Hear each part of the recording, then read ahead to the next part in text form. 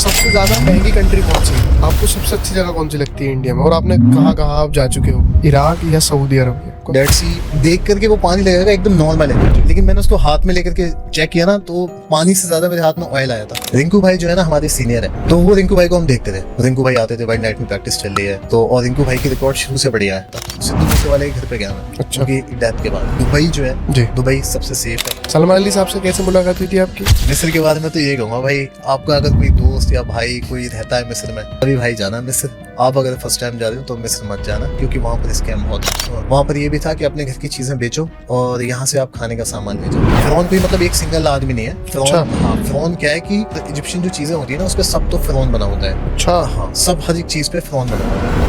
तो मैंने अपने एक भाई थे वहाँ पर रहते थे, उनसे पूछा मैंने, भाई ऐसा क्यों है, मतलब ये लोग फिरौन को मानते क्या अभी? पिरामिड्स को देखने का एक्सपीरियंस कैसा रहा आपका? भाई मैं क्या फील हुआ वो देखने के बाद में, क्योंकि सात अजूबे हैं तो उनमें से एक आता है। अच्छा। एक ताजमहल देखने के बाद लगता है कि यार क्या बनाया है। ताजमहल को आप जितनी दफा देखोगे लगेगा क्या चीज है। फिरौन का गांव है, अच्छा। जहाँ पर वो रहता था, वो फिरौन का गांव, मैं वहां पर गया था। क्या मंजर है भाई, एकदम जन्नत है यार, करबला। आज का पॉडकास्ट बहुत इंटरेस्टिंग होने वाला है, क्योंकि आज हमारे साथ में हमारे मेहमान हैं शैलाब भाई, जो व्लॉगिंग करते हैं। तो मैं बहुत बहुत स्वागत करता हूं उनका द सेट टॉक पर। बहुत शुक्रिया असद भाई, मैं बहुत ही ज़्यादा खुशी हो रही है मुझे आपके साथ बैठ करके यहाँ पर और हमारी जैसे बहुत दफ़ा बात भी हुई है कि हम पॉडकास्ट करेंगे। मैं बहुत ज़्यादा एक्साइटेड था इस चीज़ के लिए कि आपके थ्रू हमारी चीज़ें और लोगों तक पहुँच जाएंगी। आपका बहुत बहुत शुक्रिया। आपका बड़ा नाम है और ये आपका बड़प्पन भी है कि आपने मुझे वक्त दिया। बहुत बहुत शुक्रिया आपका। सब आपकी दुआओं का असर है भाई। शैलाब भाई, आप, मेरा सबसे पहला सवाल था, क्योंकि आप अक्सर व्लॉगिंग करते हैं, लास्ट ट्रिप आपकी अभी जॉर्डन की थी, जी। तो कैसा एक्सपीरियंस रहा वो आपका?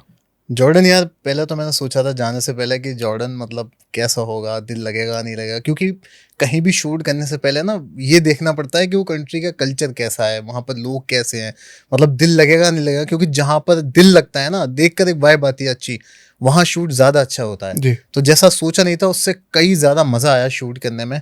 और बहुत सारी ऐसी चीज़ें हमने वहाँ पर देखी जिसके बारे में हम बचपन से सुन रहे थे, तो मतलब बहुत ज़्यादा अमेजिंग, बहुत जी। मज़ा आया वहाँ पर। जी। अच्छा, वहाँ की कुछ इंटरेस्टिंग चीज़ें, जैसा आपने अभी कहा कि जिनके बारे में हम बचपन से सुन रहे थे और वो चीज़ हमने देखी, तो कुछ जैसे एक तो डेड सी है, और हज़रत लूत अलैहिस्सलाम की वाइफ का एक स्टेचू था जिसके बारे में बचपन से सुनते हैं कि इनकी कौम पर अजाब आया था।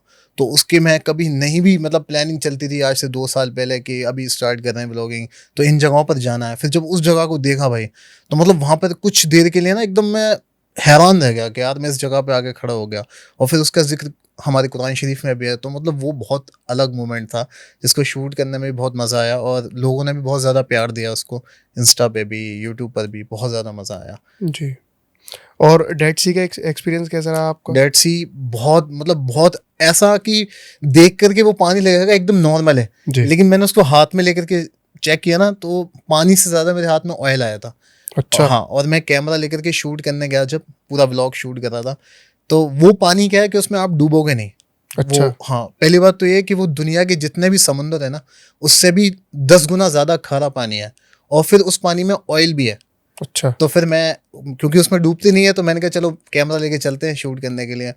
तो मैं गया, मैं शूट कर ही रहा था, तभी एकदम से पानी में, जिस तरीके से मैं जा रहा था, उस पानी ने मुझे उठाया। लेकिन उसमें क्या होता है कि मैं कैमरा पकड़ हुआ था हाथ से, तो मैं एक साइड गिर गया, तो ये वाली साइड से मेरा बिल्कुल आँख में पानी चला गया, और जब मेरी आँख में पानी गया तो मेरी जान निकल गई भाई। अच्छा। बिल्कुल ऐसा लगा जैसे किसी ने आँख में तेजाब डाल दिया मेरे। वहाँ पर एक फैमिली थी, वहाँ पर पूरी फैमिली आती है, वो अपना पूरा खाने वाने का सीन लेकर के आते हैं, पूरी फैमिली एकदम जैसे ट्रिप की जाते हैं ना, इस तरीके से थे। उन्होंने देखा वहाँ के लोग बहुत अच्छे हैं, मतलब जी। बहुत ही ज़्यादा अच्छे लोग हैं। तो वो एकदम से मेरे पास आए, वो लोग पानी वानी लेकर के आए थे, तो उन्होंने जल्दी से मेरे ऊपर पानी डाला, तब मेरी आँख 10-15-20 मिनट बाद ठीक हुई। इतना ज़्यादा खतरनाक पानी है, बहुत ही ज़्यादा। जी। अच्छा, वो जैसे सबसे नीचे जगह है, क्योंकि उसको दुनिया का सबसे हाँ, निचला मतलब उसके बारे में कहा जाता है कि वो दुनिया की सबसे नीची जगह है। लगभग जितने भी सी है, मतलब समंदर है, उनसे भी 430 यानी 430 मीटर नीचे है। जी। इतना ज़्यादा 430 मीटर नीचे है, इतना अच्छा, तो ज़्यादा। वहाँ के इन्वायरमेंट में भी कुछ चेंज लगा आपको? मतलब जैसे हम नॉर्मल यहाँ प्लेन पर हैं, हाँ, तो वहाँ की हवा में हाँ, मतलब हवा हवा एक तो वहाँ पर धूप बहुत तेज थी, लेकिन अच्छा। वहाँ पर गर्मी नहीं लग रही थी। हवा में भी बहुत ठंडक थी, और वहाँ पर जो मौसम है वो धूप की वजह से कितना भी धूप हो वहाँ गर्मी नहीं होती। अच्छा। हाँ, और जब हम गाड़ी से चल रहे थे ना वहाँ पर, नॉर्मली हम जैसे अपने रोड पे चलते हैं तो हमारे कान एकदम से बंद हो गए थे, कुछ सुनाई नहीं देता गाड़ी में कोई कुछ कह भी रहा है तो। बहुत ज़्यादा जी। मसले थे, लेकिन मज़ा बहुत आया। डेड सी मतलब एक अलग ही लेवल का है। उसके बारे में कुरान शरीफ में जिक्र भी है। अच्छा। वहाँ पर हज़रत लूत अलैहिस्सलाम की जो कौम थी, जो कि आपस में फहाशी, मतलब एक तरीके से कहेंगे कि जो आज LGBTQ का मसला है ना, जी। जैसे मर्द मर्द के साथ जिना करता है, रिलेशनशिप में भी आज नॉर्मल सी बात हो गई है। तो वो जो हज़रत लूत अलैहिस्सलाम की जो कौम थी, उसमें ये वाली चीज़ बहुत आम हो गई थी।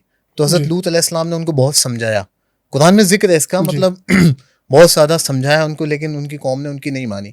फिर एकदम से अल्लाह की तरफ से हुक्म आता है, जब ये कौम हद से ज़्यादा बढ़ गई थी, तब अल्लाह रब्बुल इज़्ज़त की तरफ से हुक्म आता है कि अब हज़रत लूत अलैहिस्सलाम से कि आप अपनी फैमिली को लेकर के, और वो लोग जो हज़रत लूत अलैहिस्सलाम पर ईमान रखते थे, उनको लेकर के आप यहाँ से जाइएगा, और अपनी वाइफ को भी, मतलब फैमिली में तो सभी आते हैं, जी।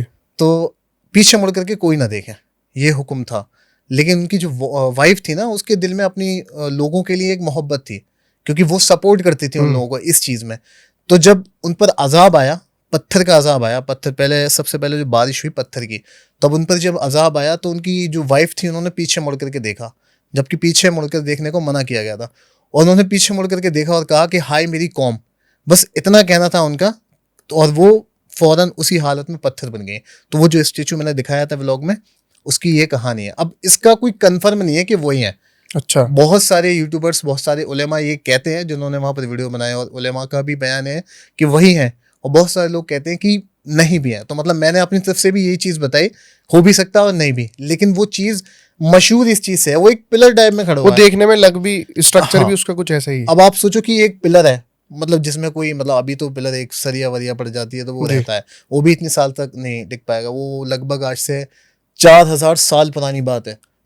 इतने में समंदर में, मतलब बहुत तेज हवाएं भी चलती है, जी। डेड सी है पास में, बारिशें भी आती हैं, आंधियां भी आती हैं, तूफान भी आता है, कोई भी चीज़ होगी गिर जाएगी जी। 4,000 साल में। लेकिन वो वहीं के वहीं है, यानी कि उनको इबरत की निशानी बना दिया गया है। अच्छा, आप एक एक पेड़ भी था जहाँ आप गए थे, तो उसके बारे में कुछ बताना चाहेंगे? उसको सहाबी ट्री कहते हैं। जी। असफा भी एक सिटी है जॉर्डन के अंदर, जो मतलब वहाँ की कैपिटल अम्मान है, वहाँ से कुछ 100 किलोमीटर के आसपास है। मैं जी। अम्मान में था, तो वहाँ से मैं जब गया तो वो बिल्कुल रेगिस्तान है, अच्छा। आसपास कुछ भी नहीं है भाई, बिल्कुल रेता ही रहता है, एक पेड़ भी नहीं है उस जगह पर स्पेशली। वहाँ पर बिल्कुल दूर दूर तक कुछ भी नहीं दिखता। वो पेड़ आज भी 1500 साल से मौजूद है। जी। उसको सहाबी ट्री कहते हैं। उसके नीचे हमारे नबी पाक सल्लल्लाहु अलैहि वसल्लम, सल्लल्लाहु अलैहि वसल्लम। जो कि वहाँ पर आराम फरमाया था आपने। आपकी एज उस वक्त कुछ 12 साल की रहेगी। आप अपने चाचा के साथ थे, जनाब अबू तालिब के साथ। उस पेड़ के नीचे आपने आराम फरमाया था। आप अपने चाचा के साथ एक बिजनेस के लिए जा रहे थे, पहले काफिले चलते थे, उनके साथ जा रहे थे सीरिया के लिए, मुल्क जी। शाम के लिए। अब तो वो सीरिया कहलाता है, पहले शाम कहलाता था, मुल्क शाम। तो आप 12 साल की एज थी, आप उस पेड़ के नीचे, तब आपने आराम फरमाया था। जी। तो वो पेड़ आज तक सलामत है, उसको सहाबी ट्री भी कहते हैं। और ये भी कहा जाता है कि वो एक वाहिद ऐसे सहाबी हैं जो आज तक जिंदा है, अच्छा। जिन्होंने नबी पाक सल्लल्लाहु अलैहि वसल्लम को देखा है, और आज तक वो सलामत है। तो मैंने जब उस पेड़ को देखा भाई, वो पेड़ ऐसे हरा भरा है जैसे उसमें डेली पानी दिया जाता हो, बिल्कुल ऐसा ग्रीन है। जबकि वहाँ दूर दूर तक पानी नहीं दूर है। दूर तक भाई एक सिंगल घास भी नहीं है वहां पर पास में। पेड़ तो बहुत दूर की बात है, बिल्कुल कुछ है ही नहीं। पूरे रेगिस्तान में अकेला दिखता है वो। जी। बहुत बहुत बहुत ही ज़्यादा उसको देखने के बाद भाई दिल एकदम से उसमें चला गया कि यार इसके नीचे हमारे नबी ने आराम फरमाया, इस जगह को हम देख पा रहे हैं। बहुत जी। बहुत इमोशनल हो गया मैं वहाँ पहुँच करके। शलभ भाई, मैं आपकी सोशल लाइफ पर आना चाहूँगा। आपने कब डिसाइड किया कि आपको ये व्लॉगिंग करनी है? भाई मैं ना 2015 में क्रिकेट के लिए अलीगढ़ गया। जी। 2015 में मैं क्रिकेट खेलता था, और एकदम प्रोफेशनल एकेडमी ज्वाइन किया। मैं बेसिकली एक छोटे से टाउन से हूँ, सहावड़ से, बट क्रिकेट खेलता था शुरू से, और बहुत अच्छा भी लगता था मुझे, और मैं कुछ अच्छा कर भी पा रहा था। जी। तो एक होता है ना कि जब अच्छा खेलने लगते हो आप, लोकल के टूर्नामेंट में भी अच्छा आपका परफॉर्मेंस आ रहा है, तो खुद से लगता है कि यार कुछ करना पड़ेगा इसी फील्ड में। जी। पढ़ाई में उतना दिल लगता नहीं था, हालांकि मैं मतलब 8th क्लास में मैंने अपना स्कूल टॉप किया था, लेकिन मज़ा नहीं आ रहा था। फिर क्रिकेट खेलते रहे। उसके बाद हम अलीगढ़ चले गए। अलीगढ़ में क्रिकेट एकेडमी थी, वहाँ पर हमने एडमिशन लिया भाई, पूरी जद्दोजहद से क्रिकेट खेल रहे हैं। लेकिन मेरे पैर में थोड़ा सा ना इंजरी हो गई थी, अच्छा। जिसकी वजह से मतलब मैं क्रिकेट के लिए 2 महीने मैंने छोड़ भी दिया। लेकिन जब छोड़ देते हैं ना तो फिर वो मज़ा नहीं आ रहा होता है। और फिर हमारे साथ के कुछ दोस्त भी थे अलीगढ़ में, अच्छा। वो वीडियो बनाते थे उस वक्त में 2015-16 में। तो हमने भी वीडियो बनाना स्टार्ट कर दिया उनके साथ, हम वीडियो बना रहे हैं। वीडियो बनाते बनाते ना एक शौक हुआ कि यार वीडियो बनाना चाहिए। कुछ व्यूज़ आ गए भाई, आपने पहला वीडियो अपलोड किया, कहाँ आपके 50-50 व्यूज़ आ रहे हैं यूट्यूब पे, कहीं 1000 व्यूज़ आएंगे तो आपको लगेगा कि यार ये तो वायरल हो बहुत गए। मज़े की चीज़ है, इसमें करना चाहिए।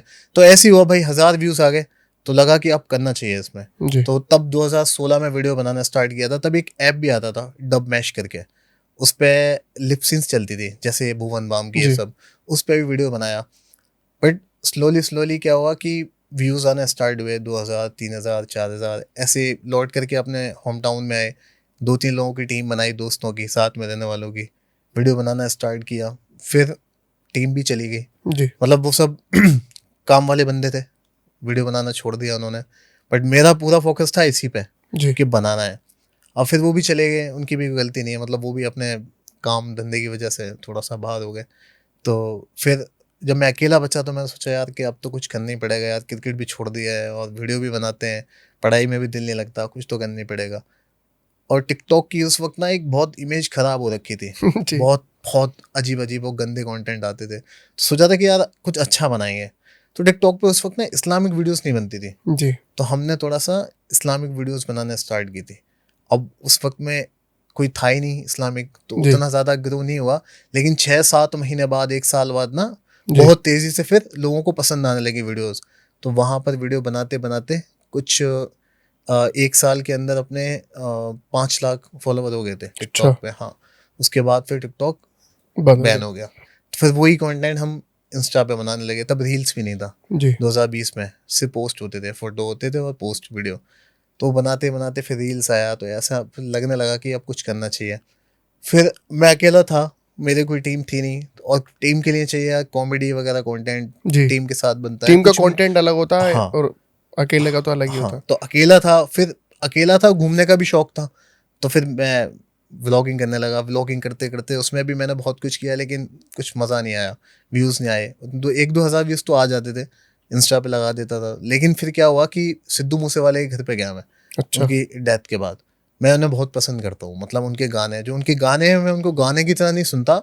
और वैसे गाने होते भी नहीं हैं उनके, एक कुछ ना कुछ मैसेज ही होता है। मोटिवेट करते हाँ, हैं। मोटिवेट करते हैं, तो मैं बहुत पसंद करता था भाई। तो फिर हम गए सिद्धू मूसेवाले के घर पे, और वहाँ का व्लॉग शूट किया मैंने। जब लौट करके आया, वहाँ का व्लॉग अपलोड किया मैंने भाई। तो मेरी ज़िंदगी का पहला ऐसा व्लॉग था, वो पहली ऐसी वीडियो थी यूट्यूब की कि मैंने उसको रात को अपलोड किया है, और दूसरे दिन जब मैंने सुबह उठ करके देखा तो उस पर 30,000 व्यूज़ थे भाई। अच्छा। अब वो 10 से 11 मिनट का वीडियो था व्लॉग का। पहली बार मैंने देखा भाई, सुबह उठने के बाद मैं बिल्कुल ऐसा हैंग सा हो गया भाई। मैंने कहा ये क्या हो गया हाँ, इतने। कहा आप हाँ, 400-500 व्यूज आ हाँ, रहे वही हो। बता रहा हूँ ना कि एकदम से मैंने देखा भाई इतने व्यूज कैसे आ सकते हैं। मैं बार बार फिर रिफ्रेश करके देख रहा हूँ, व्यूज बढ़ रहे हैं बहुत तेजी से। फिर अगले दिन तक, जब जिस टाइम पे मैंने अपलोड किया था ना उस वीडियो को, उस वक्त तक 1 लाख व्यूज हो गए थे। 24 मतलब घंटे में। 24 घंटे में 1 लाख व्यूज। यार ये तो बहुत मजे की चीज़ है, ये तो करना चाहिए।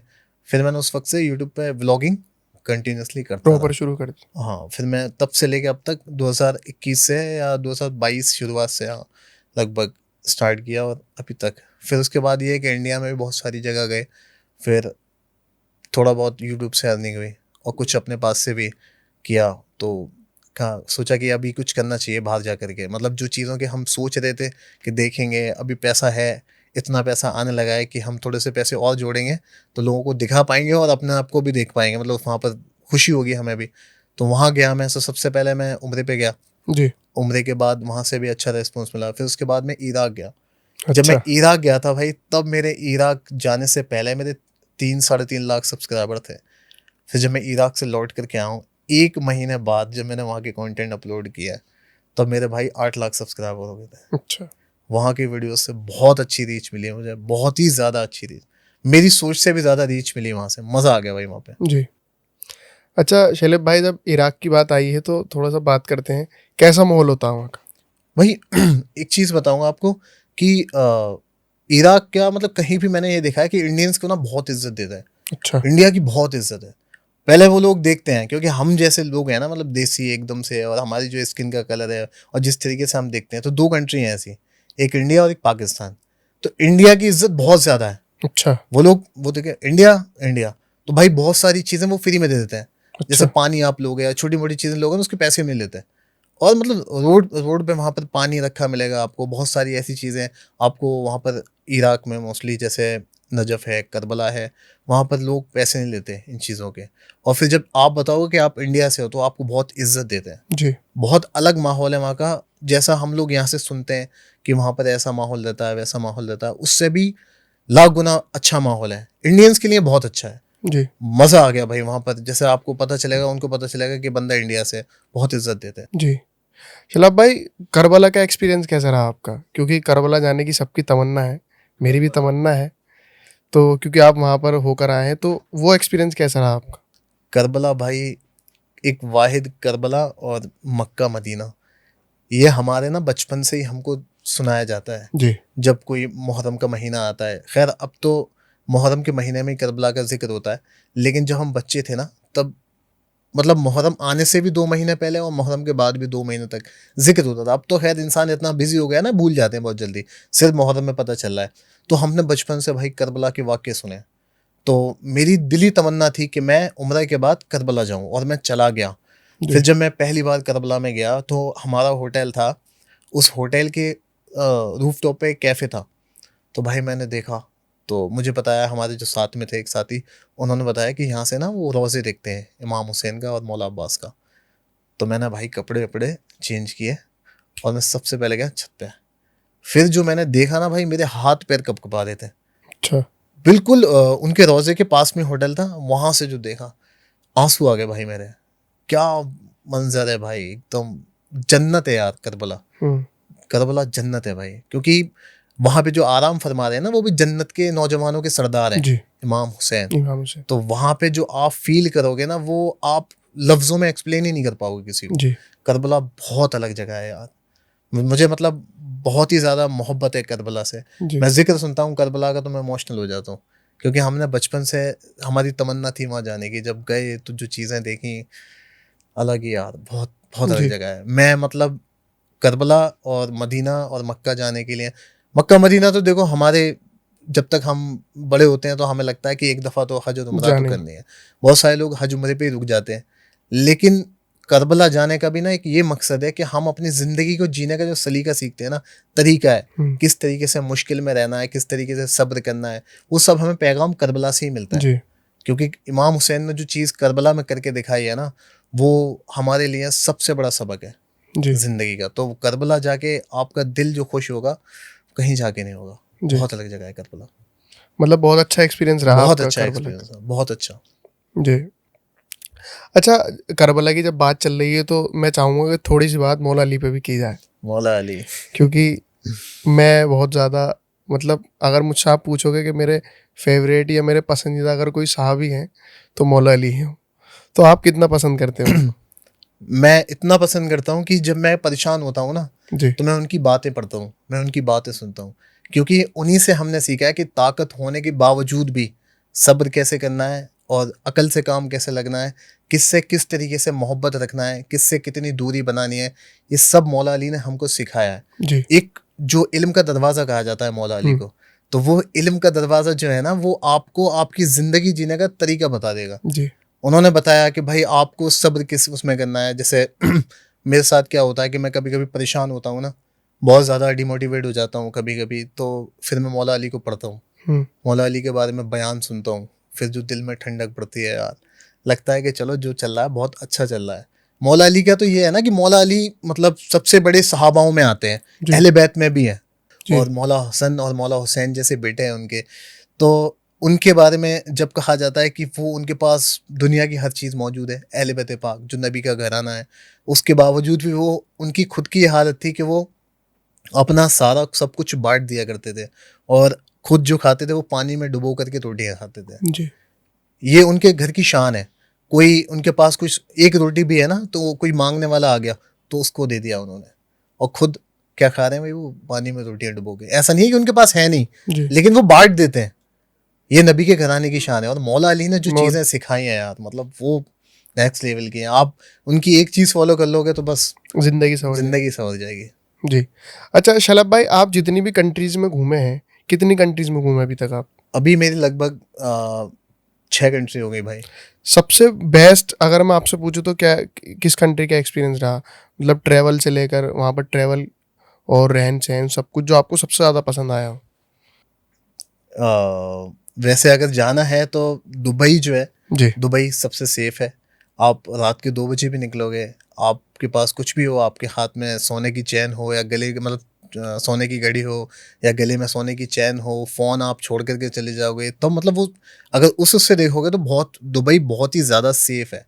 लड़कियां भी वहाँ पे 2-2 3-3 बजे किसी घूम भी कोई भी वो पहने हुए कपड़े वो चलती हैं, जी। मिलती हैं आपको। सेफ है बहुत ही ज़्यादा और हर चीज़ वहाँ पर अवेलेबल है।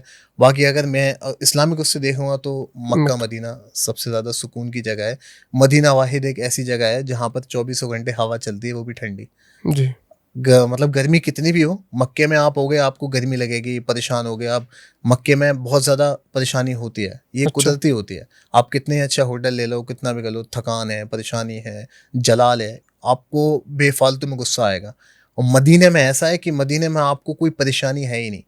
बहुत ठंडा माहौल, इंसान भी ठंडे, बहुत मीठी ज़बान वाले, मोहब्बत वाले। जी। और अगर वैसे देखोगे कि आप व्लॉगर के उससे देखूँगा मैं तो घूमने के हिसाब से दुबई सबसे बेहतरीन है मेरे हिसाब से। सबसे ज़्यादा सेफ, सिक्योर, सबसे बढ़िया जगह है अच्छा, दुबई। आपको सबसे ज़्यादा क्या चीज़ लगी दुबई की, सबसे ज़्यादा इंटरेस्टिंग चीज़, अगर मैं आपकी आपके पॉइंट ऑफ व्यू से पूछूं तो? देखो यार, मतलब आपको मेरे सबसे ज़्यादा क्या पसंद आया दुबई में? दुबई में सबसे ज़्यादा मुझे पसंद आया भाई मेरी सिक्योरिटी। मतलब मैं अच्छा। सेफ हूँ वहाँ पर। मैं मेरे साथ ऐसा हुआ कि मेरा एक दोस्त भी था साथ में, तो मेरे एक दोस्त का ना बैग रह गया गाड़ी में। तो उसका जब बैग रह गया गाड़ी में तो उसमें उसका पासपोर्ट भी था, उसके बहुत सारे डॉक्यूमेंट्स थे और फ़ोन भी था एक दूसरा। तो उसने बस ये देखा, उसने कंप्लेंट की, उसने लोकेशन बता दी कि यहाँ से यहाँ पर ड्रॉप हुए हैं, मतलब ड्रॉप किया है हमने कैब को। आधा घंटे बाद, 1 घंटे बाद उसका बैग वापस मिल गया उसको। जी। ये दुबई की कंडीशन है। अच्छा। आप अपना कोई भी सामान अगर छोड़ जाते हो, भूल जाते हो, तो वो ना चोरी होगा ना आपका जाएगा कहीं, वो आपको वापस मिल जाएगा। तो 1-1.5 घंटे बाद उसका वो बैग उसको वापस मिल गया, जिसमें उसका पासपोर्ट भी था और बहुत सारे डॉक्यूमेंट्स थे। तो इससे हम समझ सकते हैं कि दुबई कितने तेज़ी पे चल रहा है भाई, कितना ज़्यादा सेफ है। शलभ भाई, आपने अभी बताया था कि आप क्रिकेट खेलते थे, तो अब तो आप दूसरी फील्ड में हैं, तो आप मिस करते हैं क्रिकेट को? बहुत ज़्यादा मिस करता हूँ भाई। बहुत ज़्यादा मिस करता हूँ। कभी कभी तो मतलब मैं क्रिकेट देखता भी नहीं हूँ, क्योंकि मैं बचपन से क्रिकेट ही खेलना चाहता था और अच्छा। मेरा दिल क्रिकेट का ही था और आज भी क्रिकेट मुझे अच्छा लगता है। कभी कभी मैं मैच देखते देखते इतना इमोशनल हो गया हूँ कि मैंने मैच देखना छोड़ दिया और अच्छा। अब तो मैच देखता नहीं हूँ मैं, क्योंकि जी। मैं कहीं ना कहीं अभी भी मतलब मैं मैच खेलने चला जाता हूँ, क्रिकेट खेलना चाहता हूँ, लेकिन मुझे वो चीज़ें जब याद फील आती नहीं हैं, आती। वो चीज़ें जब याद आती हैं तो फिर अपन थोड़ा सा ठंडे पड़ जाते हैं यार। जी। क्रिकेट पे बात चल रही है तो मैंने अभी आपके कुछ फोटोज और बहुत सारी चीज़ें रिंकू सिंह के साथ देखी हैं, तो आपका इनसे क्या कनेक्शन है? रिंकू भाई जो है ना हमारे सीनियर है। जी। मतलब वो 2014 से डिस्ट्रिक्ट से खेलते थे, मतलब यूपी, और वो बोर्ड से खेलते थे। और 2015 में मैंने क्रिकेट स्टार्ट किया। तो जब हम जाते थे तो वो जब स्टेट प्लेयर होता है ना, वो दिखता भी एक अलग ही है जब हम्म। ग्राउंड पे आता है। मतलब ये क्रिकेट खेलने वाला ज़्यादा समझ सकता है, अच्छा। क्योंकि वो बहुत सारे ड्रीम लेके चल रहा होता है कि मैं भी क्रिकेट खेलूंगा। और स्टेट लेवल पे खेलना बहुत बड़ी बात है बड़ी भाई, बात। बहुत बड़ी बात है। इंडियन लेवल तो मतलब वो तो वो बहुत तो ऊपर की चीज़ है। स्टेट लेवल का भी कोई प्लेयर आपके सामने निकलेगा ना, मतलब जो क्रिकेट खेल रहा होगा, तो वो देखने के बाद ना यार उसके अंदर एक जो मतलब मोटिवेट हो जाएगा वो, जी। कि यार ये इसका इतना, इसका किडबैक देखो, इसका बैट देखो, इसका मतलब कितने अच्छे से प्रैक्टिस कर रहा है, कितनी रनिंग कर रहा है, कितनी फिटनेस कर रहा है। तो वो रिंकू भाई को हम देखते थे। रिंकू भाई आते थे, भाई नेट में प्रैक्टिस चल रही है तो, और रिंकू भाई की रिकॉर्ड शुरू से बढ़िया है। अच्छा। मतलब वो जिस टीम में भी मतलब जैसे भी खेलने गए ना, उन्होंने हमेशा रन बनाए। तो रिंकू भाई से हम खेलते थे, रिंकू भाई के साथ प्रैक्टिस करते थे, तो उनसे बहुत अच्छी इस्लाम हो रही। फिर जैसे जैसे हम बड़े हुए तो फिर उनके साथ भी हम बहुत सारी लीग में खेले। और खेलते खेलते उनका मिजाज ऐसा है ना, वो मतलब अब तो वो इंडिया लेवल पे है ना, जी। इंडिया खेलना है भाई वो। जैसे वो कल थे ऐसे ही आज है। उनके अंदर बिल्कुल भी चेंजेस नहीं है भाई। ऐसी सबसे हंसी मजाक, सबसे भाई हंस के मिलना, किसी के साथ भी प्रैक्टिस कर रहे हैं अब तो। मतलब किसी के साथ भी ऐसा नहीं कि किसी के साथ भी, मतलब जो बॉलर अच्छा है वो उनको बॉल डाल सकता है। ऐसा अच्छा। नहीं है कि इंडियन लेवल पे खेल रहे हैं तो भाई कोई इंडियन लेवल का ही बॉलर आएगा। जी। सबके साथ प्रैक्टिस करते हैं, सबसे बहुत अच्छे से मिलना। और मैं सच बता रहा हूँ, कुछ लोग ऐसे हैं, एक मेरी ज़िंदगी में 2 लोग ऐसे हैं जो बहुत ऊँचे लेवल पे हैं और जिनसे मैं मिलता हूँ और वो सबसे मिलते हैं, ऐसा लगता है जैसे वो उनसे मिलने आया। जी। जैसे एक सलमान अली और एक रिंकू भाई, आप जी। उनसे मिलोगे 2-3 मिनट में आप इतने कंफर्टेबल हो जाओगे जैसे आपकी बहुत गहरी जान पहचान है। जी। आपसे चाय के लिए पूछेंगे, आपसे हाथ मिलाएंगे, हंसी मजाक करेंगे, ऐसा नेचर है उनका। सलमान अली साहब से कैसे मुलाकात हुई थी आपकी? सलमान भाई को मैं फॉलो करता था और वो भी मुझे फॉलो करते थे। ऐसी स्टोरी पे रिप्लाई सलाम दो हो गया कभी। फिर उनका शो था अलीगढ़ में एक, जी। अलीगढ़ में नुमाइश लगती है बहुत बड़ी, तो उनका वहाँ शो था। तो मैंने उनकी एक स्टोरी देखी मैंने, तो मैंने बोला भाई अलीगढ़ आ रहे हो क्या? बोले हाँ भाई अलीगढ़ आ रहा हूँ मैं और आपको भी आना है, साथ में चलेंगे शो में। जी। तो मैंने कहा हाँ इंशाल्लाह चलेंगे। और मैं ना भाई थोड़ा सा गिफ्ट विफ्ट पैक करा के मैं गया, मैं जाऊँगा रूम मतलब होटल के नीचे रिसेप्शन पे मिल लूँगा, वहीं से वापस आ जाऊँगा। मुझे लगा ऐसे ही बोल दिया होगा भाई साथ में चलेंगे शो में, क्योंकि भाई वो बॉलीवुड का सिंगर है जी। भाई, वो बड़े बहुत, सिंगर है हाँ वो। बड़े सिंगर है। तो मैंने कहा भाई थोड़ा गिफ्ट विफ्ट ले लेता हूँ और चला जाऊँगा। तो जब मैं गया नीचे होटल के नीचे, कॉल किया मैंने भाई को, हाँ हाँ भाई आ जाओ रूम में आ जाओ। अच्छा। तो मैंने कहा रूम नंबर क्या है आपका? तो वो रूम नंबर बताया, तो मैं गया रूम में, मैंने नॉक किया। तो भाई जैसे नॉक किया और गेट खुला, वो बंदा सामने बेड पे था। तो भाई वो चीख के बोलता है आ मेरा भाई, और ऐसे करके वो एकदम से, मैं अंदर गया और गले मिले भाई, करीब 30-35 सेकंड तक तो गले मिले रहे हम। हम्म। तो यार मुझे लगा कि मतलब मैं इससे मिलने आया तो ये मुझसे मिलने आया, इतना बड़ा सिंगर जी। यार, मैं फर्स्ट टाइम मिल रहा हूँ उससे। तो बहुत अच्छा नेचर है उसका यार, एकदम बच्चों की तरह यार, वो बहुत हंसी मजाक करता है, बहुत एकदम से एकदम चिल बंदा है। लगता ही नहीं है भाई ये बॉलीवुड का सिंगर है, मतलब जी। बहुत अच्छा उसने वो बना रखा है मिलने का, अपना अखलाक बहुत अच्छा है भाई हम्म। उसका। बहुत बहुत मजेदार। अभी भी उम्रे पे गए थे ना, जी। तो मैंने ही अपनी तरफ से इंतजाम किया था भाई का उम्रे का, मतलब पैसे उन्होंने ही खर्च किए थे, लेकिन मेरा टूर एंड ट्रेवल्स का काम है तो जी। मैंने अपने थ्रू उनको भेजा था। जी। तो मतलब बहुत अच्छा इंसान है यार जी। वो, बहुत मजेदार। अच्छा, अभी आपने कहा टूर एंड ट्रेवल्स का काम है, तो आप मतलब कहीं भी भेज देते हो? अब कुछ नहीं, थोड़ा अपने काम के बारे में बताओ। जैसे हमारा जो रहता है ना, जी। वो मक्का और मदीना का रहता है, और अच्छा। मतलब उसका क्या बोलते हैं, बगदाद और इराक की ज़ियारत का, बस जी। ये रहता है। दुबई वगैरह का भी है कुछ? नहीं नहीं, दुबई का था बट वो सीजन के हिसाब से था, वो अभी बंद हो गया। अच्छा। बाकी मक्का मदीना का अपना हमेशा चालू रहता है। उम्रे वाला। हाँ जी। शलाब भाई, आप मिस्र भी गए हैं, जी भाई। तो मिस्र का एक्सपीरियंस कैसा रहा आपका? मिस्र के बारे में तो ये कहूँगा भाई, आपका अगर कोई दोस्त या भाई कोई रहता है मिस्र में, तभी भाई जाना मिस्र। आप अगर फर्स्ट टाइम जा रहे हो तो मिस्र मत जाना, क्योंकि वहाँ पर स्कैम बहुत है। ये अच्छा। थोड़ी सी बात कड़वी है, सुनने में जी। लगेगी, लेकिन बहुत स्कैम है। मैं ना भाई एयरपोर्ट पे उतरा था, तो मुझे लगा कि सब ठीक रहेगा, जैसे अपने यहाँ होता है, उबर ओला चलती है, अपने चला लेंगे, वही कर लेंगे। भाई मैं एयरपोर्ट के बाहर गया, मैंने उबर किया, उबर तो वर्ल्ड वाइड चल रहा है भाई। तो मैं गया, तो वहाँ पर वो बंदा आ रहा है दूर से और कहीं से चला जा रहा है। अब उनको इंग्लिश नहीं आती, हमें अरबी नहीं आती, इंग्लिश हमें भी उतनी अच्छी नहीं आती, लेकिन इतनी जी। तो है भाई, बता देंगे किधर खड़े हुए हैं, क्या बात करनी है। तो भाई उनको इंग्लिश नहीं आती, वो कॉल उठा नहीं रहा। एक दफ़ा कॉल उठाई और अरबी में कुछ बोलने लगा भाई वो, तो मेरी भी समझ में नहीं आया। तो मैं एयरपोर्ट के बाद जो पिकअप पॉइंट था वहीं खड़ा हो गया, वो बंदा आ ही नहीं रहा है, मैंने कैंसिल किया। फिर मैंने दूसरा बंदा मतलब दोबारा किया, दूसरे जी। ने रिसीव की, वो भी नहीं आ रहा है। और भाई मैं 12-13 घंटे का ट्रैवल करके गया हुआ था, मैं थका हुआ था बहुत। तो लोकल में एक चाचा निकल के आए और वो अरबी में बात करने लगे। अरबी मुझे आती नहीं है भाई। तो एक वहाँ पर कोई पुलिस ऑफिसर थे, उन्होंने बात की, तो उन्होंने इंग्लिश में मुझे बताया कि ये $20 लेंगे, मतलब कुछ वो हुए इजिप्शियन 2,700 इजिप्शियन पाउंड्स। अच्छा। ठीक है, अभी क्या है कि वो 2,700 इजिप्शियन पाउंड्स ही हो गए ना, तो मुझे लगा अपने इंडिया के वो हो गए 4,500 के आसपास। जी। तो मुझे लगा यार इतना चाहिए तो बहुत ज़्यादा हो गए। फिर मुझे लगा शायद हो सकता है इतना ही रहता होगा यहाँ का फेयर, और होटल भी था 20 किलोमीटर करीब एयरपोर्ट से।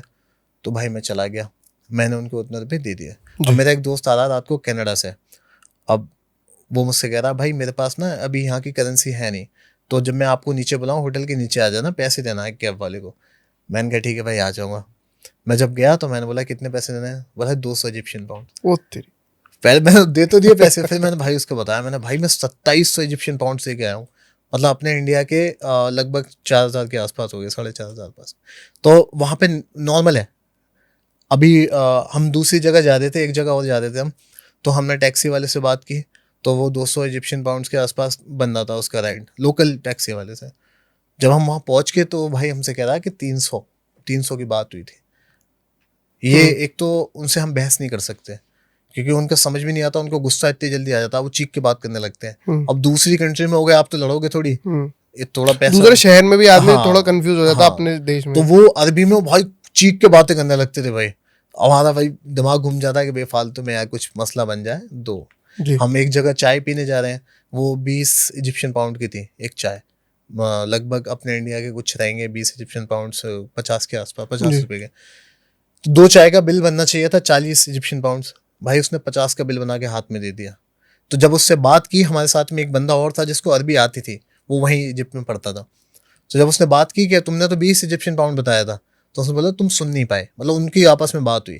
तो बोला भाई तुमने बताया है 20, तो फिर मतलब बताते कुछ और है, जब काम हो जाता है तो जब बिल बना दिया तो उसने 50 का बना दिया। तो वहां पर इतना स्कैम बहुत आसानी से हो जाता है जी। और सबसे ज्यादा स्कैम होता है पिरामिड्स के पास। अच्छा। हाँ, गिजा के जो पिरामिड्स है ना, जो वर्ल्ड के एक तरीके से वो भी है, अजूबा भी है। तो वहां पर तो भाई आपको जो ऊँट खड़े होते हैं, उस ऊँट पे बैठने के इंडियन 10-10 हज़ार रुपये ले लेते हैं आपसे। अच्छा। हाँ, बहुत आसानी से। तो वहाँ पर स्कैम होना कोई नई बात नहीं है। मुझे यहाँ से जाने से पहले भी लोगों ने बताया था, लेकिन हम थोड़ा तुरम खा बनने थे ना, हमें कौन कर लेगा भाई, लेकिन वो कर लेते हैं। जब जी। आप दूसरी कंट्री में जाते हो ना, तो आप एक तरीके से चल रहे होते हो कि भाई चुपचाप से जाना है, चुपचाप से आना है, नहीं पता कौन सा किस मिजाज का आदमी है, थोड़ा बहुत पैसा खर्च हो रहा है लेकिन अपने आप मतलब सेफ है। जी। तो ये चीज़ें वहाँ पर हैं इजिप्ट के अंदर। लेकिन जॉर्डन, अभी मैं रिसेंटली हो गया हूँ, जॉर्डन मतलब जैसा है वैसा ही है। जी। आप टैक्सी करोगे, और इन सब से भी अगर इन कंट्रीज में भी सबसे बेहतर अगर आप लोगे तो दुबई है। मतलब वहाँ कोई स्कैम नहीं है भाई, आपके साथ कोई स्कैम कर ही नहीं सकता। वहाँ की तो गाड़ियों में भी कैमरे होते हैं, माइक होते हैं, आपसे कोई ड्राइवर पूछता भी नहीं है आपको कहाँ जाना है। अगर आपने ऊबर किया हुआ लोकेशन डाल लगे, बस आपके सामने आएगा, वो आपको पिक करेगा और आपको ड्रॉप कर देगा। जी। आपसे ना बात करेगा ना कुछ, कोई मसला ही नहीं है भाई। जी। हाँ, तो इजिप्ट में मतलब ये स्कैम होता है। बाकी खूबसूरत है इजिप्ट, बहुत ज़्यादा अच्छा लगा वहाँ पर, बहुत अच्छी वाइब्स है वहाँ की। और बहुत सारी चीज़ें ऐसी हैं जो मतलब जिसका जिक्र कुरान में भी है, दरियाई नील है और फ़िरौन है वहाँ पर। तो बहुत सारी ऐसी चीज़ें, बहुत इस इन सब चीज़ों कुछ से भी थोड़ा हटके सा बताओ इनके बारे में, जहाँ जहाँ गए हो आप। मैं इजिप्ट में सबसे पहले मैं गया था जो फ़िरौन का गांव है, अच्छा। जहाँ पर वो रहता था, वो फ़िरौन का गांव, मैं वहाँ पर गया था। तो वहाँ पर क्या है, इन्होंने ना उसका पूरा जो फ़िरौन था 5,000 साल पहले, जिस तरीके से रहन सहन था, जिस तरीके से वो लोग शराब बनाते थे, जिस तरीके से मतलब वो मछलियाँ मारते थे, वो पूरी आज भी एक्टिंग कराते हैं उन लोगों से। अच्छा। उन्होंने एक्टर रखे हुए हैं एक तरीके से, ये समझ लो किस तरीके से वो आटा पीसते थे, किस तरीके से वो आग जलाते थे। मैंने पूरे व्लॉग में दिखाया भी, और उस व्लॉग पे मेरे लगभग 3-3.5 मिलियन व्यूज़ भी गए थे। तो मतलब वो क्या करते थे कि एक दरियाई नील का एक पार्ट मतलब काट करके उन्होंने उस गांव में ले लिया है, असली दरियाई नील, जी। उसी किनारे पे वो गांव है। तो वहां पर क्या किया उन्होंने, थोड़ी थोड़ी जगह पर एक दो लोग एक्टिंग कर रहे हैं शराब बनाने की, जी। 2 लोग एक्टिंग कर रहे हैं ममीज को किस तरीके से उसके मर जाने के बाद मतलब किसी तैयार भी बंदे के तैयार करते थे, उसके अंदर की सारी चीज़ें निकाल करके, शहद लगा करके, मतलब ये सब चीज़ें करते थे। एक जगह दिखा रहे हैं कि मतलब किस तरीके से ये लोग घर बनाते थे, पत्थर पे अपने डिज़ाइन डालते थे। एक तरफ दिखा रहे हैं कि किस तरीके से मछली मारते थे, मतलब जी। मछली कैसे मारते थे लोग, एकदम से जाल डाला नीचे और ऊपर से डंडे से पानी में मार रहे हैं और नीचे अच्छा। जाल बिछा हुआ है और फिर वो बंदा निकाल रहा है जाल। तो इस तरीके से लोग मछली पकड़ते थे। तो वो गांव मतलब बहुत ज़्यादा इंटरेस्टिंग था क्योंकि उसमें पूरा इजिप्शियन कल्चर था, जी। किस तरीके से लोग खाना बनाते थे, किस तरीके से वहाँ पर ये भी था कि अपने घर की चीज़ें बेचो और यहाँ से आप खाने का सामान ले जाओ। तो प्रॉपर उन्होंने एक वो बना रखा है गांव। मतलब पूरी दुनिया सी एक हाँ, वही हाँ, मतलब वही वो सब। 4,000 साल पहले की एक दुनिया बना रखी है उन्होंने। पूरा लोग खड़े हुए हैं शॉप के अंदर इजिप्शियन कपड़े पहने हुए, मतलब जो पूरा कल्चर है उनका। पुराना यहाँ वाला। उन्होंने वहाँ पे दाल सब्जियाँ ये सब चीज़ें रखी हुई हैं और वहाँ बर्तन भी रखे हुए हैं कि लोग जिनके पास पैसे नहीं होते थे वो अपना घर का सामान बेचे और दाल ले जाएं या जो जिस चीज़ की ज़रूरत है वो ले जाएं। जी। तो वो सब उन्होंने वहाँ पर बना रखा है। वो बहुत इंटरेस्टिंग था, बहुत मज़ेदार था देख करके 5,000 साल पहले कैसा था। जी। पिरामिड्स बना रखे हैं छोटे छोटे से, और किस तरीके से ममीज़ को वो मर जाने के बाद किस तरीके से उनके सोने के कड़े डाल देते थे गले में। यहाँ तक कि जब वो जो पहले के बादशाह मरते थे जिनको फ़िरौन कहते थे, फ़िरौन कोई मतलब एक सिंगल आदमी नहीं है फ़िरौन। अच्छा। हाँ, फ़िरौन क्या है कि जो पहले इजिप्ट का बादशाह होता था जो भी मिस्र का बादशाह होता था उसको फिरौन ही कहते थे। अच्छा। हाँ, तो क्या करते हैं वो, जब वो मर जाता था तो उसके साथ उसके यूज करने वाली चीजें भी उसके साथ रख देते थे, उसके खाने का एक चम्मच भी रख देते थे, उसका बेड, उसके बर्तन, उसकी मतलब एक एक चीज, उसके हाथ में पहनने वाली अगर कोई सोने की ब्रेसलेट है वो भी उसके साथ, गले में पहनने वाला कुछ सोने का कुछ है वो भी पहना कर वो उसके पास रख करके दफना दिया करते थे। जी। हाँ, तो उनका यकीन ये है, उनका बिलीफ ये था कि मरने के बाद भी इंसान जिंदा रहता है और जब वो इसके अंदर जाएंगे तो वो यूज करेंगे इन चीजों का। तो वो सब चीजें भी उन्होंने उसके साथ रखी हुई हैं, मतलब और ऐसी चीजें निकली हैं अच्छा। जब पिरामिड्स के नीचे से ऐसी चीजें निकली हैं, सब सोने के सामान निकला है, तो वो उन्होंने पूरा उस गांव में बना के रखा हुआ है। जी। वहां पर भी बहुत अच्छे लोग हैं इजिप्ट के अंदर, अच्छा। स्कैम भी है, बहुत अच्छे भी हैं। मैं मनी एक्सचेंज कराने के लिए गया था, एक एक्सचेंज वाला ऑफिस तरीके से कुछ बना हुआ था, बैंक नहीं थी, मतलब एक ऑफिस बना रखा था उन्होंने। तो मैं उसके पास खड़ा हुआ और मैं मतलब कुछ जूस वगैरह पी रहा था, तो एक छोटा सा बच्चा आया और वहां पर इजिप्शियन जो चीज़ें होती है ना उस पर सब तो फिरौन बना होता है। अच्छा। हाँ, सब हर एक चीज़ पे फिरौन बना हुआ है वहां पर। आप एक रुमाल भी लोगे ना तो वहां पर वो फिरौन बना हुआ है, उसकी बिल्ली बनी हुई है, उसका कुत्ता बना हुआ है, मतलब ये सारी चीज़ें ऐसा ऐसा क्यों, कुछ पता है इसका? कल्चर है ना वहाँ का। अच्छा। हाँ, क्योंकि फिरौन के साथ मतलब फिरौन के साथ जो चीज़ें निकली हैं ना उस पे भी आर्ट बनी हुई है, बिल्लियाँ बनी हुई हैं, कुत्ता बना हुआ है। आप इजिप्ट में जाओगे तो आपको बिल्डिंग्स पे आपको फिरौन के फोटो देखने को मिलेंगे। अच्छा। मतलब फिरौन की फोटो मीन्स कि उन्होंने एक बना रखा है, फोटो किसी भी तरीके से जनरेट करके बना रखा है, इंसानी शक्ल दे रखी है, उसकी शक्ल तो नहीं पता कैसी होगी, लेकिन उन्होंने एक आर्ट बना रखी है, उसको बड़े बड़े बिल्डिंगों पे चिपका रखा है। तो मैंने अपने एक भाई थे वहाँ पर रहते थे, उनसे पूछा, मैंने भाई ऐसा क्यों है, मतलब ये लोग फिरौन को मानते हैं क्या अब भी? तो बोले कि ये जो है ना फिरौन को तो नहीं मानते, लेकिन यहाँ का कल्चर ऐसा है कि टूरिस्ट आएंगे तो उनको देखने के बाद वाइब्स आनी चाहिए कि यहाँ क्या? पे कभी फिरौन था, यहाँ पर ऐसी बादशाहर थी, मतलब ये सब चीजें थी ना, तो उसको जिंदा रखने के लिए कि यहाँ पे लगा रखा है उन्होंने, जी। फिरौन की वाइफ, ये सारी चीजें उन्होंने वहां पर जिंदा करके रखी हुई है एक तरीके से। जी। तो वहां पर एक बच्चा था छोटा सा, फिरौन की चीजें वहां पर रखी हुई थी, जैसे एस्ट्रे थी सिगरेट वाली जो रहती है, तो आप किसी शॉप से खरीदोगे हो तो वो आपको कम से कम 500 इजिप्शियन पाउंड्स की मिलेगी, लगभग इंडियन 1500-2000 रुपए की। वो बच्चा बेच रहा था वो कुछ 50-60 इजिप्शियन पाउंड की। तो मैं खड़ा हुआ था तो मेरे पास लेकर के आया, तो मैंने कहा शायद ये बेचने आया है, तो मैंने मना किया। अब वो अरबी में कुछ बोल रहा है, अरबी मुझे आती नहीं है, तो मैं उससे यार मैं बार बार मना कर रहा हूँ ऐसे हाथ के इशारे से। तो वो ऐसे इशारा कर रहा है कि पैसा नहीं चाहिए, आप ले लो इसको। ले लो इसको। हाँ, और उसकी माँ दूर खड़ी हुई थी, जमीन पे फुटपाथ पे लगा करके बेच देते हो। तो मैंने कहा यार मैं क्या करूंगा इसका, मैंने कहा नहीं चाहिए नहीं चाहिए। तो मैंने उसको पैसे निकाल के दिए, मैंने कहा ले जाओ, आप ये भी ले जाओ पैसे भी ले जाओ। तो बोले नहीं, पैसे भी नहीं ले रहा और वो भी ले रहा है, वो भी दे रहा है कि ले लो। हम्म। तो जब इतना कहा उसने तो मैंने ले लिया। तो यार फिर मुझे ये फील हुआ कि इसने दे तो दिया, पैसे तो दे दूं मैं इसको, तो पैसे नहीं ले रहा वो। अच्छा। फिर मैंने उसको जबरदस्ती उसके माँ के पास ले गया, मैं उसको पैसे दिए। तो ऐसे भी लोग हैं, मतलब उसको क्या ही जरूरत होगी, वो बेचता उससे पैसे कमा सकता था, लेकिन उसने देखा है टूरिस्ट है कोई बाहर से आया हुआ है, उसे लगा होगा तो उसने वो फ्री में दे देता। खैर वो मैं लेकर के आया। तो वहां पर आप कोई भी चीज खरीदने जाओगे, कुछ भी खरीदने जाओगे, एक रिंग्स भी खरीदने जाओगे ना, उस पे भी फिरौन का कुछ ना कुछ एक लोगो बना हुआ है। जी। वहाँ पे हर चीज़ में फिरौन है, ये समझ लो। होटल्स में जाओगे तो आपको बड़े बड़े पोस्टर लगे मिलेंगे, पत्थर का बना हुआ मिलेगा, और किसी रेस्टोरेंट में खाना खाने जाओगे वहाँ पर भी रखा मिलेगा। हर जगह पर फिरौन है, उन्होंने इस तरीके से पूरा एक वहाँ बना रखा है कि कोई आए तो देखने के बाद उसे हाँ, लगे फिरौन की फिरौन कहीं ना कहीं था फिरौन यहाँ के पर। उस शहर में हो। हाँ, जी। ये बना अच्छा, रखा है। पिरामिड्स भी वही हैं? हाँ, पिरामिड्स वहाँ से मतलब कायरो में रुका हुआ था मैं, जो वहाँ की कैपिटल है। वहाँ जी। से करीब गिज़ा जगह है, गिज़ा, वो वहाँ से कुछ 50-60 किलोमीटर दूर थी। तो वहाँ है पिरामिड्स, ऐसा है। पिरामिड्स को देखने का एक्सपीरियंस कैसा रहा आपका? भाई मतलब क्या मैं फील जब हुआ वो देखने के बाद में, क्योंकि सात अजूबे हैं तो उनमें से एक आता है वो। हाँ, तो पिरामिड्स ऐसा लगा है आपको कि कि हाँ ये अजूबा है अबे कुछ? भाई अजूबा है यार वो, मतलब बहुत, मैं दूर से जा रहा हूँ तो 5 किलोमीटर दूर से ना कुछ बारीक बारीक से दिखने लगते हैं वो। अच्छा। वहां के जो है ना वो रेगिस्तान से एरिया है, ऐसा नहीं है बिल्डिंग्स बनी हुई है कुछ भी, तो दूर से ना कुछ दिखने लगता है। वो 3 पिरामिड्स हैं जो गिजा के, वो सबसे बड़े, वो दूर से दिखने लगते हैं। पास जाते जाते भाई ऐसा लगता है कि क्या चीज बनी हुई है ये इंसान ने बनाई है, कैसे बनी है ये समझ में नहीं आ रहा। उसके पत्थर मुझसे बड़े बड़े पत्थर हैं उसके भाई, अच्छा। बहुत बड़े बड़े पत्थर हैं। किस तरीके से, मतलब सोचने के बाद इंसान हैरान हो जाएगा कि यार ये किस तरीके से बना होगा पिरामिड्स, कैसे बना होगा ये। जी। उसका मतलब वो तो आज तक मिस्ट्री उसकी सॉल्व भी नहीं हुई है कैसे बनाया, किसने बनाया, कोई सवाल भी नहीं बना इसका। आप जाकर के देखोगे और ऐसे मुंह उठा करके देखोगे तो यार लगेगा कि यार ये कैसे बना होगा, समझ में ही नहीं आता। बहुत बड़े बड़े पत्थर है उसके, भारी भारी पत्थर है, और उन पत्थरों पे भी ना एक हल्की सी कुछ बारीक बारीक डिजाइन सी बनी हुई है। मतलब ऐसा नहीं है पत्थर प्लेन है, उसमें हल्की हल्की सी छोटे छोटे से बहुत बारीक बारीक से सुराख अच्छा, है उनको पत्थरों में। दूर से ही देखने देते हैं या उनके ऊपर कुछ जाने वाने का आप भी? चढ़ सकते हो उसके ऊपर। अच्छा, चढ़ सकते हो? हाँ, मतलब इतना ऊपर चढ़ सकते हो कि फोटो वोटो क्लिक करा लो, ऐसा जी। नहीं ऊपर चले जाओगे, जाने नहीं क्योंकि देते? नहीं जा सकते, नहीं जा भी नहीं सकते।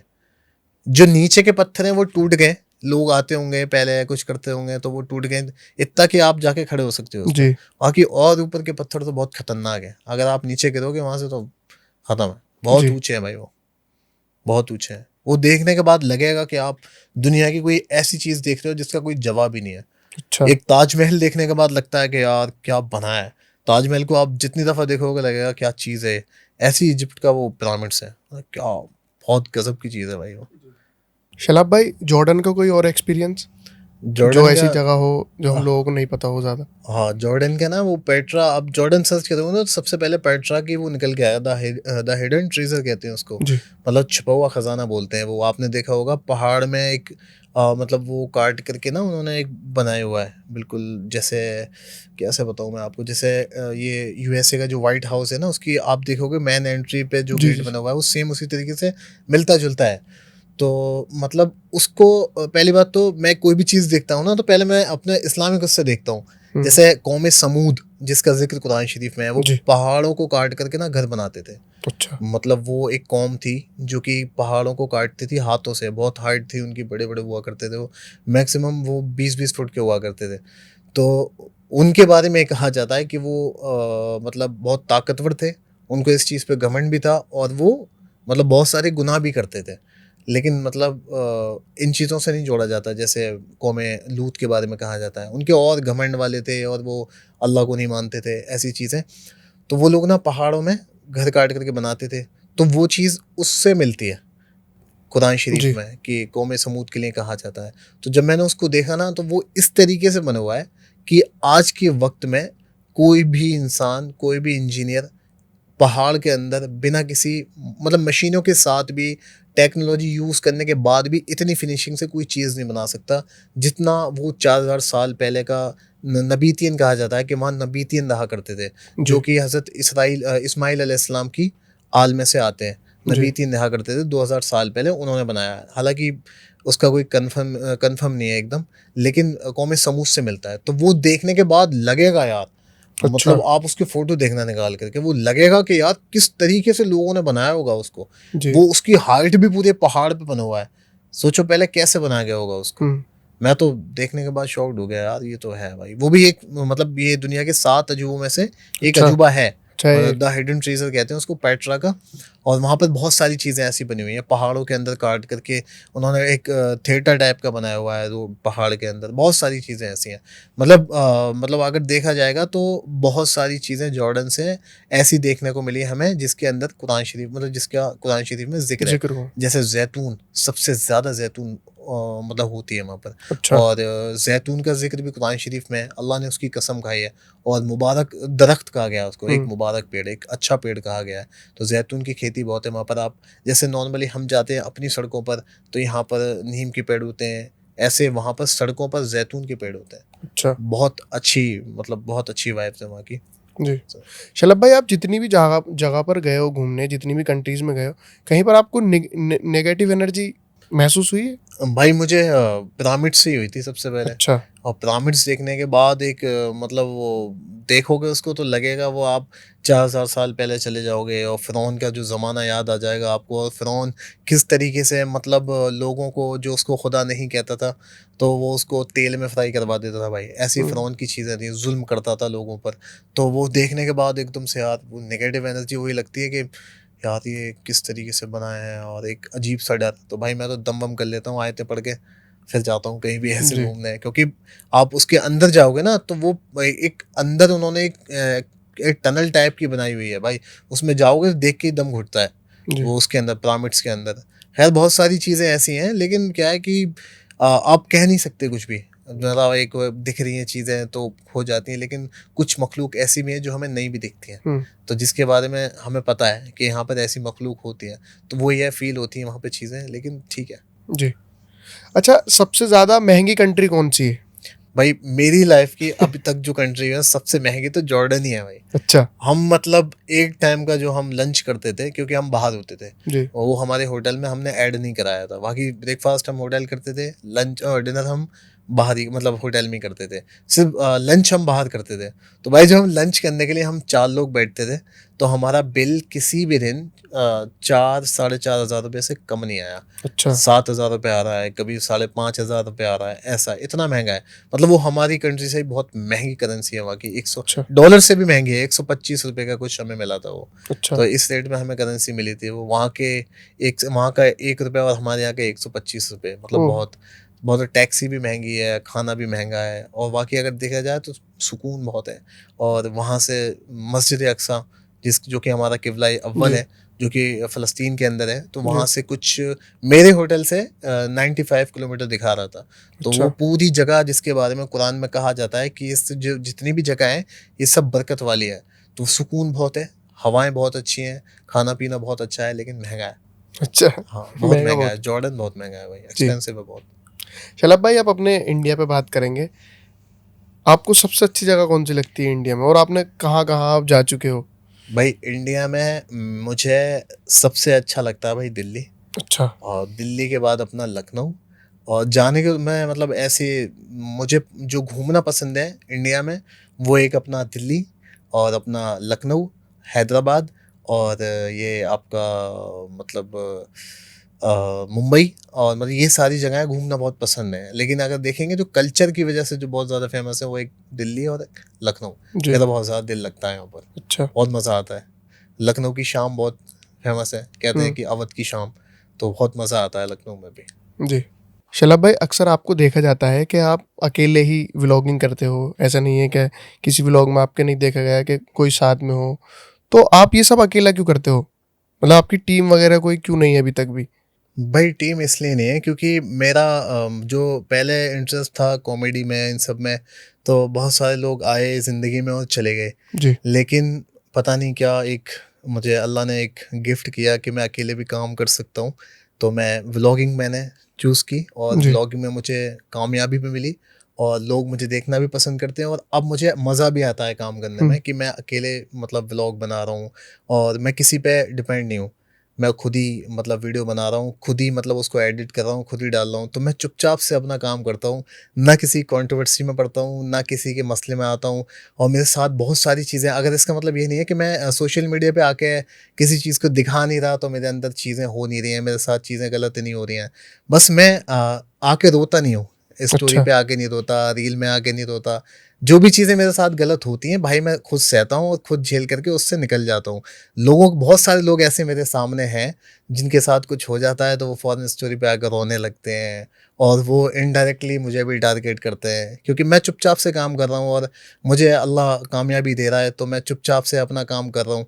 लेकिन बहुत सारे लोग इससे नाखुश हैं, तो वो जी, आके स्टोरी पे रोने लगते हैं और इनडायरेक्टली मुझे भी पिन करते हैं। तो इसका मतलब ये नहीं है मैं सुन रहा हूँ तो मैं कुछ कर नहीं सकता। मतलब अकेले में तुम सामने आके मुझसे कुछ बोलो तो मैं उसी तरीके से जवाब दे सकता हूँ। जैसे तुम जवाब चाहोगे, मैं तुम्हें उससे अच्छे से जवाब दे सकता हूँ। लेकिन मैं इन सब चीज़ों से दूर हूँ, ना मुझे बिग बॉस में जाने की इतनी जल्दी है कि मैं खुद कंट्रोवर्सी बनाऊँ और फिर मैं उस पे खुद ही मज़े लूँ, और दूसरे का नाम लेकर के कैसे भी करके कंट्रोवर्सी करने लगूँ और कंटेंट बनाऊँ और फिर अपना नाम उछालूँ। चुपचाप से काम कर रहा हूँ, अपने काम से अपनी पहचान बना रहा हूँ। किसी पे उँगली उठाकर और किसी पे रो-धो कर नाम नहीं बना रहा मैं। तो बहुत सारे लोग ऐसे हैं जो पिन करते हैं मुझे, लेकिन मैं चुपचाप से देखता हूँ, मैं किसी को कुछ कहता नहीं हूँ। इसका जी, मतलब ये नहीं है मैं जवाब दे नहीं सकता, मैं हर तरीके से जवाब दे सकता हूँ। जी। अच्छा, मतलब आपकी फ़ील्ड में भी कॉम्पिटिशन है? भाई वो तो हर फील्ड में होते हैं, लेकिन कुछ लोग ऐसे होते हैं कि जिनसे ना चीज़ें हज़म नहीं होती। अच्छा, ऐसा होता है कि जैसे आपके साथ चलने वाला हो, पहले आपके साथ रहता हो, और फिर वो किसी भी तरीके से थोड़ा-सा आगे निकल रहा है, तो हसद आ ही जाती है इंसान में। जी, लेकिन कुछ लोग इसको मतलब ये समझते हैं कि चलो उसको अल्लाह दे रहा है, इस चीज़ से वो खुश होके उसके साथ चलते हैं। लेकिन कुछ लोग नहीं सह पाते ये चीज़ें, उनमें फिर हसद आ जाता है, और फिर वो मतलब साथ भी रहेंगे, और फिर उसकी पीठ में एकदम से छुरा घोंपने की भी प्लानिंग करते रहते हैं। ऐसी बहुत सारी चीज़ें इस फील्ड में हैं। जी। ऐसा नहीं है, बहुत सारी चीज़ें हैं ऐसी। लोगों में हसद बहुत जल्दी आता है और सबसे ज़्यादा मुझे लगता है इसी फील्ड में आता है। हम्म, किसी के 4 लाइक ज़्यादा भी आ जाएंगे ना, तो वो इंसान में आ जाएगा, अरे यार मुझसे 4 ज़्यादा लाइक कैसे आ गए। हम्म, तो मैं अपनी पसंद बता रहा हूँ आपको। मुझे फॉलोअर्स से किसी से कोई मसला नहीं पड़ता। जो दे रहा है, जिसको इज्जत दे रहा है, अल्लाह दे रहा है। जी। मैं कुछ भी इन चीज़ों में पढ़ता ही नहीं हूँ भाई, कि उसके फॉलोअर्स ज़्यादा है। फॉलोअर्स मतलब एक नंबर है। जी। मतलब ये किसी का एक वो नहीं नाप सकते आप, उसके फॉलोअर्स ज़्यादा हैं तो मतलब वो इंसान बहुत आगे निकल गया। ये फॉलोअर्स तो, एक कंटेंट आपका निकलेगा, आपके भी फॉलोअर्स ज़्यादा हो जाएंगे। तो ये सब चीज़ें इतनी बड़ी नहीं है। मेरे मेरे मैं फॉलोअर्स देखकर किसी को इज्जत नहीं देता भाई। मैं इंसान का अखलाक देखता हूँ। मैं बता रहा हूँ, मैं अपनी तारीफ नहीं कर रहा, लेकिन मैं अपनी चीज़ बता रहा हूँ। नहीं नहीं, हो ये आप ये पॉडकास्ट कर रहे हैं तो ये तो यहाँ अरे पर नहीं, ही ऐसी ऐसी कोई बात नहीं, नहीं है। मैं कह रहा हूँ ये बात, खैर आप नहीं कह रहे, तो ये तो यहाँ पर भी दिख जाता है कि अगर ऐसा कुछ होता तो ये पॉडकास्ट शायद नहीं हो पाता।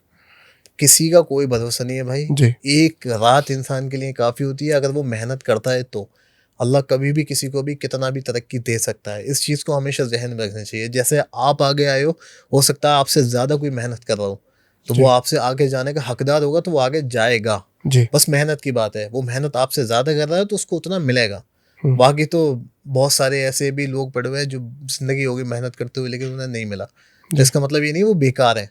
उनके पास भी उनका अपना एक्सपीरियंस है, और हो सकता है कि एक रात उनकी भी किस्मत चमके और हम्म, वो भी आगे निकल जाए, और जिनको आप इज्जत नहीं दे रहे हो।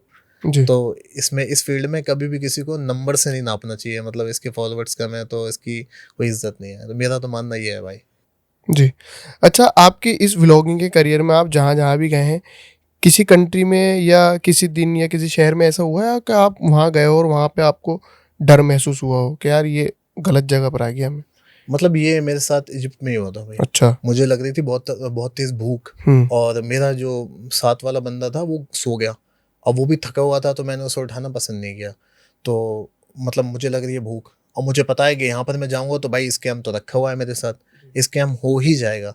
तो मैंने कहा यार क्या करूँ, मैं क्या करूँ। फिर मैंने इतने ही पैसे लिए जितने पैसे मुझे लगता था कि मैं वहाँ पे ना एक वो फलाफिल चलता है इजिप्ट में, जो मतलब 10 इजिप्शियन पाउंड में सबसे सस्ती चीज़ है। वहाँ पे लोग खाते हैं उसको, सुबह ब्रेकफास्ट में भी खाते हैं। जैसे अपने यहाँ टिक्की समोसे होते हैं ना, इस तरीके से वहाँ पे वो फलाफिल है। तो फलाफिल खाने के लिए फिर मैंने भाई 20-30 रुपए रखे, मैं पैदल निकल गया अपने होटल से, और मैं वो खा करके चुपचाप से आ गया। और फ़ोन मैंने पूरे रास्ते यूज़ नहीं किया, क्योंकि जी। वहाँ पर कोई बाइक से आ रहा है लेकर के चला जा रहा है फ़ोन। तो मतलब आप कुछ कर नहीं सकते। आप तो बात भी नहीं बता सकते, वहाँ पर बात भी नहीं बता सकते अपनी। अच्छा। कैसे बताओगे? आपको मतलब इंग्लिश भले ही आती होगी, लेकिन सामने वाले को नहीं आती। वहाँ लोग अरबी ज़्यादा बोलते हम्म। हैं, तो आप बस खामोशी से वापस आ जाओगे, और कुछ नहीं है। जी। मतलब वहाँ वहाँ पर जबर जबर बहुत है लोग वहाँ के, हाँ, जबरी मतलब दिखाते हैं वो। हाँ, मतलब वो लोग 2 चीज़ें बहुत पसंद करते हैं, एक चाय और एक सिगरेट।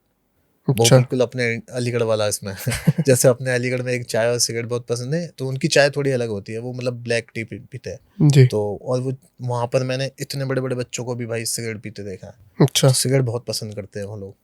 जी। तो एकदम चेहरे उनके लाल होंगे, वो गोरे तो होते हैं, मतलब लाल चेहरे होते हैं, और उनको भाई डर लगता है एकदम से देखने में। जी।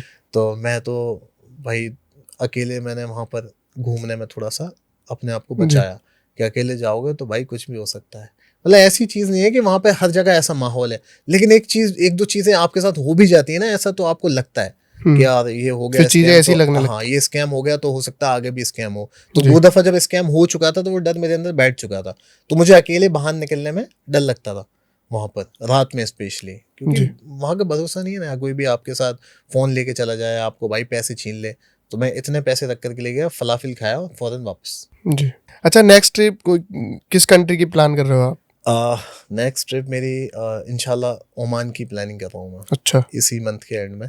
जैसे ही मेरा जॉर्डन का कंटेंट ख़त्म होने वाला होगा, जी। तो मैं सीधा ओमान पहुँच जाऊँगा। ओमान बहुत खूबसूरत जगह है, और मतलब वहाँ का कल्चर भी बहुत अच्छा है। तो वो सब एक्सप्लोर करेंगे और जी। देखेंगे खुद भी, और दिखाना पसंद भी करेंगे, क्योंकि जी। खुद भी मज़ा आता है मुझे घूमने में और अपना कंटेंट भी ऐसा है कि लोगों को भी अच्छा लगता है, तो बस कोशिशें दिखाएंगे अच्छे से। जी। अच्छा, शैलाब भाई एक रैपिड फायर करते हैं, फिर इस पॉडकास्ट को ख़त्म करेंगे। तो सबसे पहले जिन जिन कंट्रियों में आप घूमे हैं, तो सबसे पहली है कि इजिप्ट या दुबई? दुबई। दुबई या इराक? इराक। इराक या सऊदी अरबिया? सऊदी अरब। जी। अच्छा शैलाब भाई, इंडिया पे और बात करते हैं। जी जी। तो दिल्ली या मुंबई? दिल्ली यार। दिल्ली या लखनऊ? दिल्ली। दिल्ली या हैदराबाद? दिल्ली। मतलब है दिल्ली। दिल्ली से बढ़िया भाई मुझे कोई शहर नहीं लगता। अच्छा सब जगह अच्छी हैं, 1-2 दिन बाद बस दिल करता है अभी यहाँ से चलो। जी। मेरा घर जहाँ मैं रहता हूँ सहावर, वहां से और दिल्ली, बस ये 2 जगह ऐसी हैं। दिल्ली के अलावा मुझे कोई शहर पसंद नहीं आता। जी। यहाँ पे थोड़ा सा ट्रैफिक है, सारी चीजें हैं, लेकिन सुकून है भाई यहाँ पर। मुझे बहुत मजा आता है दिल्ली में। जी। दिल्ली की शाम देखो, दिल्ली की सर्दियाँ देखो, यार दिल्ली का अलग ही मजा है यार। जी। तो दिल्ली का मुकाबला किसी शहर से नहीं है भाई। जी, बहुत बहुत शुक्रिया शैलाब भाई मुझे टाइम देने के लिए, और बहुत मज़ा आया इस पॉडकास्ट में। मुझे भी बहुत ज़्यादा मज़ा आया भाई पॉडकास्ट जी। के साथ, आपके साथ बातें करने में। और मैं अपनी ऑडियंस से भी, जो मेरी ऑडियंस देखे और जो लोग देखें, उनसे भी थोड़ी सी गुजारिश करूँगा कि भाई का चैनल अभी बहुत तेज़ी से आपके सामने आया है, क्योंकि भाई ने बहुत अच्छे पॉडकास्ट किए हैं और बहुत सारी चीज़ें, बहुत सारे आपके फेवरेट क्रिएटर्स से आपको मिलाया है। बिल्कुल ऐसा जैसा आपने वीडियो में देखा था, उससे भी बहुत हट करके एकदम रियल लाइफ वो आपके सामने लेकर के आए हैं। तो मैं आप सबसे गुजारिश करूँगा कि भाई के चैनल को सब्सक्राइब करो, और जो भी वीडियो आप देखो आपको पसंद आती है तो अपनी फैमिली और दोस्तों के साथ शेयर करो, क्योंकि भाई के सारे पॉडकास्ट ऐसे होते हैं कि आप अपनी फैमिली और फ्रेंड्स को दिखा सकते हो। तो गुजारिश है मेरी तरफ से, जो भी मेरे लोग आए और मेरी ऑडियंस आए और जो भी लोग देखने वाले हो, तो भाई के चैनल को सब्सक्राइब के साथ साथ शेयर भी करना भाई। बहुत बहुत शुक्रिया शैलाब।